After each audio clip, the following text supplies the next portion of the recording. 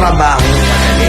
Wala kang karapatang maliitin yung trabaho ng iba. Yung iba sasabihin, gwardiya lang naman yan, rider lang naman yan, construction worker lang naman yan, gasoline boy lang naman yan, fast food crew worker lang naman yan.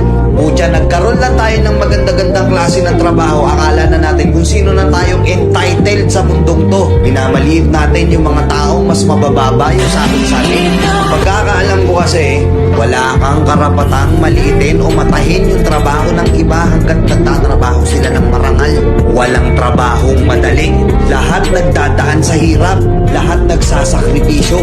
Kaya kung iniisip mong porket maganda-ganda yung trabaho mo, malaki-laki yung sinasahod mo, eh mamaliitin mo na yung mga trabaho ng mga taong nagtatrabaho na mas maliit yung sahod sa'yo. Mag-isip-isip ka. Baka bawiin sa'yo yan. Baka biglang bumaliktad yung mundo at sila naman yung umangat. Kahit anong trabaho mo, magpakumbaba ka pa rin. Bilog ang mundo, hindi palaging nasa taas ka. Kaya hanggat maaari sa lahat ng oras, magpakumbaba ka. Diba?